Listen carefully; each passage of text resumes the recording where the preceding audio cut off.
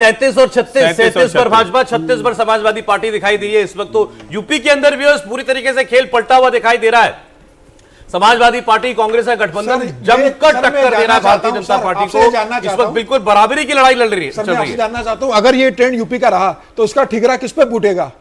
क्या योगी आदित्यनाथ के ऊपर फूटेगा या राष्ट्रीय अध्यक्ष जेपी नड्डा पे फूटेगा या अमित शाह हटाने की स्थिति में ही नहीं रहेंगे? जिम्मेदारी किसके सर पर जाएगी? तो सर एक बार ठीकरा भर जाए अच्छे से तब सही बात है। फोड़िएगा तब जब अच्छा, ये तो आगे की बात है। आइए एक बार फिर से आपको दिखा देते हैं, आपको बताते हैं कि उत्तर प्रदेश के ट्रेंड्स कैसे लगातार बदल रहे हैं। शुरुआत आइए सहारनपुर से करेंगे। इमरान मसूद लगातार आगे चल रहे हैं। कैराना में इकरा हसन लगातार आगे चल रही है। मुजफ्फरनगर की अगर बात करें तो संजीव बालियान यहां से पीछे चल रहे हैं। बिजनौर में अब आपको आरएलडी की मौजूदगी नजर आ रही होगी। नगीना में चंद्रशेखर आगे चल रहे हैं। मुरादाबाद में रुचि वीरा आगे चल रही है। रामपुर में मौलाना नदवी आगे चल रहे हैं।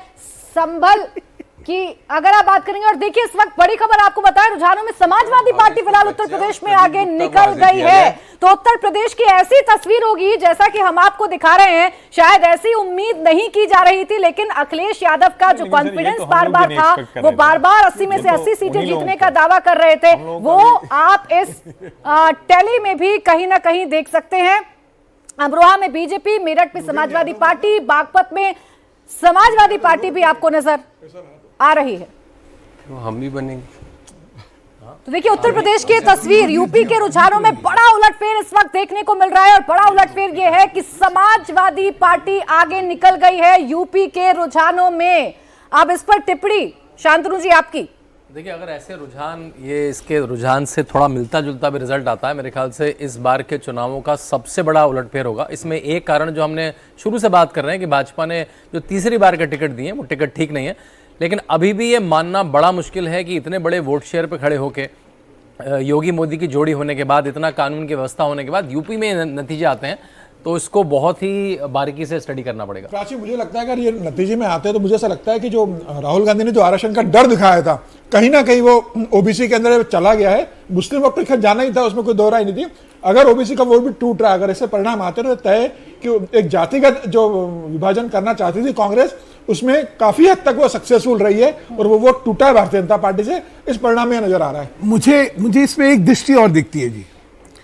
अभी तक यूपी का 14 का और 19 का जो चुनाव था, दोनों में सिंपल मेजॉरिटी के भी नीचे चला गया। बिल्कुल बिल्कुल। अब देखिए आगे एक खबर आपको बता देते हैं। उत्तर प्रदेश की लगातार आपको खबर बता रहे हैं क्योंकि उत्तर प्रदेश में ही बड़ा उलटफेर देखने को मिल रहा है। बड़ी खबर यह है कि रुझानों में समाजवादी पार्टी उत्तर प्रदेश में आगे निकल चुकी है। और देखिए उसका सीधा असर जो ओवरऑल टैली है उसमें आप देख सकते हैं। अभी तक बहुमत के आंकड़े से पार एनडीए जा रहा था, लेकिन अब ये 268 कहीं ना कहीं हो चुका है। और अब आप देखिए, आपको एक एक तस्वीर के बारे में हम बता रहे हैं। प्रयागराज में जरूर बीजेपी लीड कर रही है, लेकिन बाराबंकी में कांग्रेस लीड कर रही है। अयोध्या सरप्राइजिंग है क्योंकि यहां पर लल्लू सिंह को मैदान में उतारा था। कैंडिडेट सिलेक्शन को लेकर सवाल उठाए गए थे, उसके बावजूद वो मैदान में थे, लेकिन इस सीट पर समाजवादी पार्टी लीड कर रही है।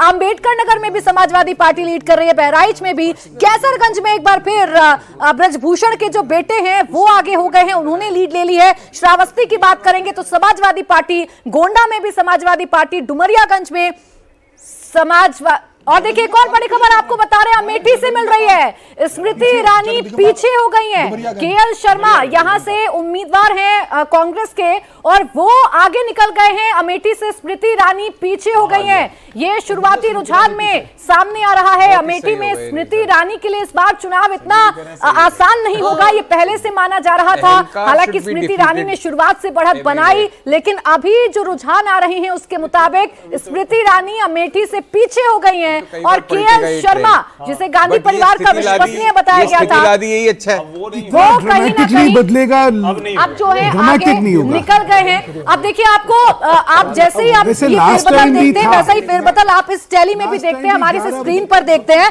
रायबरेली और अमेठी दोनों में कांग्रेस की मौजूदगी आपको नजर आ रही होगी। रायबरेली में तो राहुल गांधी शुरुआत से आगे चल रहे हैं, लेकिन अमेठी में स्मृति ईरानी जो पहले आगे चल रही थी, अब अब वो पीछे हो गई हैं और केएल शर्मा अमेठी में आगे हो गए हैं। इसके साथ ही साथ सुल्तानपुर की अगर आप बात करेंगे तो यहां भी समाजवादी पार्टी आगे चल रही है। यानी कि जो पूरी बेल्ट आप देख रहे हैं इसमें आपको सिर्फ 2 जगह भगवा रंग नजर आ रहा है। लखनऊ जो कि सेफ सीट है, गढ़ है भारतीय जनता पार्टी का, वहां राजनाथ सिंह आगे चल रहे हैं। हरदोई की अगर आप बात करेंगे तो वहां भारतीय जनता पार्टी आगे चल रही है। बाकी मिश्रिक, उन्नाव, मोहनलालगंज, रायबरेली, अमेठी, सुल्तानपुर, प्रतापगढ़, फर्रुखाबाद, हर जगह आपको समाजवादी पार्टी की साइकिल आगे निकलती हुई नजर आ रही होगी। आगे अगर आप बढ़ेंगे तो इटावा में समाजवादी पार्टी, 48 समाजवादी पार्टी।